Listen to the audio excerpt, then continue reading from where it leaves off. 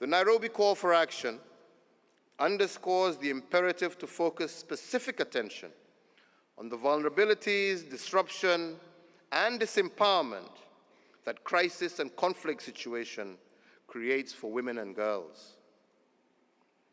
In the light of this, it identifies 11 action points as the most urgent and expeditious deliverables that must be undertaken by governments and stakeholders to ensure the education of girls and women in conflict and post-conflict situations. Support to generate correct knowledge to guide interventions.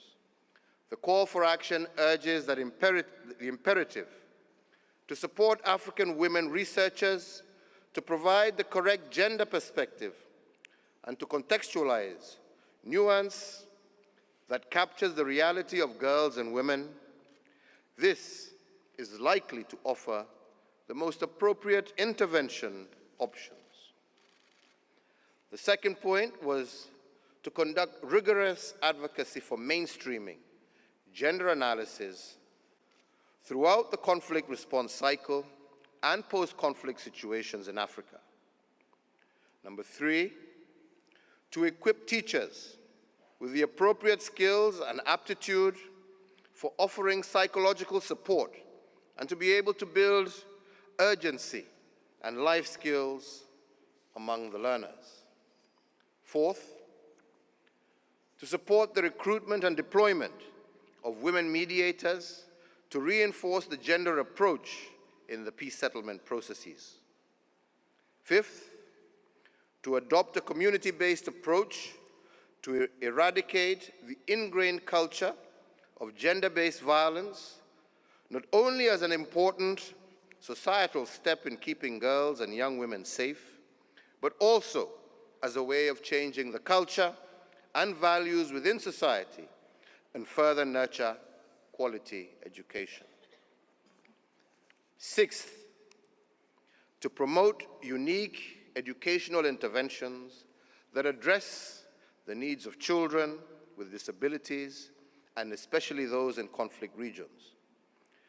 These interventions must cover the whole spectrum of children with disability, from early childhood development and care to tertiary levels of learning, with great attention to acute phases of violent conflict and period relocation. Seventh, to call for international support and a Pan-African commitment to fully implement the African Union Continental Education Strategy for Africa and the Gender Equality Strategy in a bid to ensure that all learners, and especially those historically secluded, are assisted to acquire quality education and to ensure gender mainstreaming in Africa's education systems. Eighth, to develop and implement re-entry policies for teenage mothers and pregnant girls to be able to continue with their education.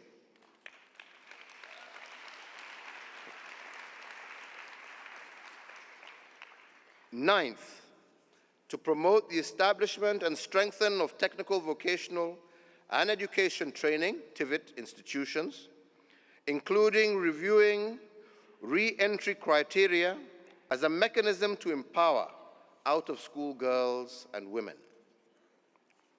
10th, to establish and maintain safe zones for school-going children and equip the relevant actors to provide holistic interventions to girls in conflict and post-conflict situations, such as parenting skills to young mothers who are survivors of conflict. Ladies and gentlemen, the full text of the Nairobi Call for Action is available to guide action and deliberation during this conference and going forward, and will be distributed to all participants.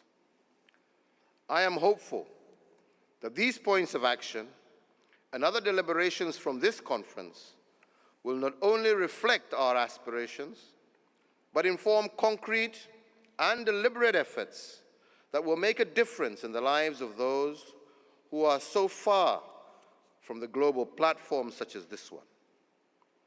As part of my commitment, I shall present the Nairobi Call for Action at the next African Union Ordinary Summit for endorsement, and it is my hope that it will be included in the country reporting on gender equality commitments in all African countries.